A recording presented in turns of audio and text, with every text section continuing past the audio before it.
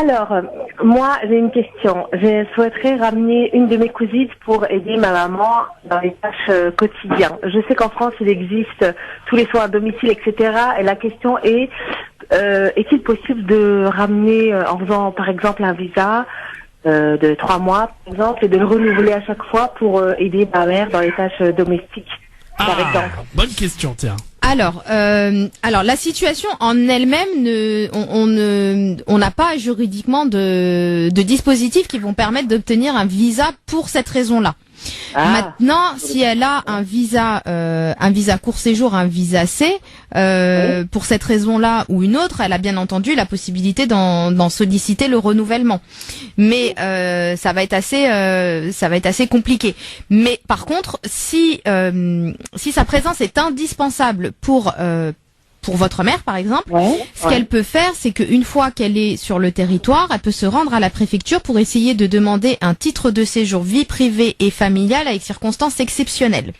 Les circonstances exceptionnelles qu'elle va invoquer, c'est le fait qu'elle va aider et prendre en charge une personne qui est malade et que le fait que en fait il faut vraiment mettre en avant que sa présence à ses côtés est indispensable. Et tout ça. Voilà, mais il faut réussir à démontrer à la préfecture que c'est sa présence à elle qui est nécessaire et que sa présence à elle est tellement nécessaire que le fait de la contraindre à retourner dans son pays d'origine va avoir des conséquences tellement graves auprès de votre mère que ça porterait atteinte à sa vie privée et familiale.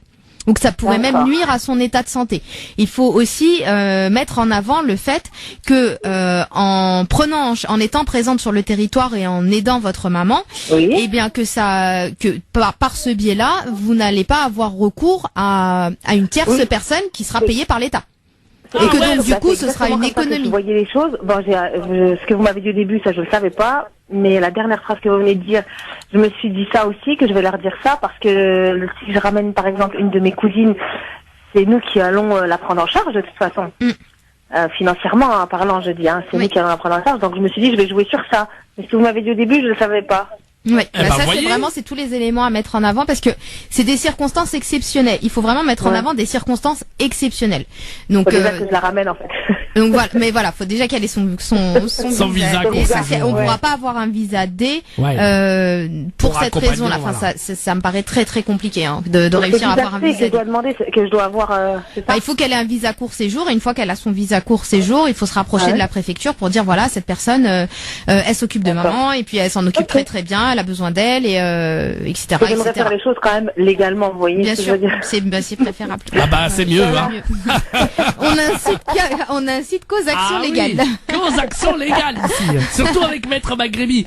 En tout cas, si vous avez besoin d'elle pour votre dossier, pour quoi que ce soit, n'hésitez pas. Et puis surtout à nous rappeler quand vous voulez pour d'autres questions.